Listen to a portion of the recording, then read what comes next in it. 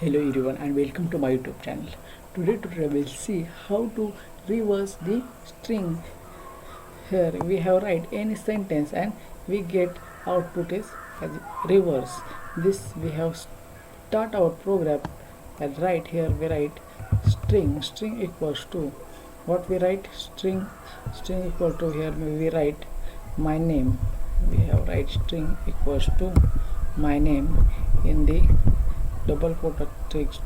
We have write my name is Swapnil. Here my name is Swapnil, Swapnil, and complete. After that we have write what we have write. We have write formula to reverse the string. Then we write print, and here we write in bracket what we write in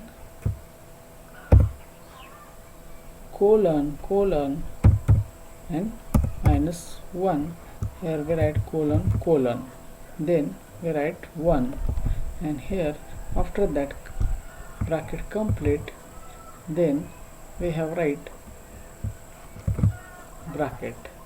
We have complete this bracket, and here this bracket is a string in. We have save this and run this. What we get output. Here we write this is the my name is Swapnil, write as it is. After that we have in place of 1 we have write -1.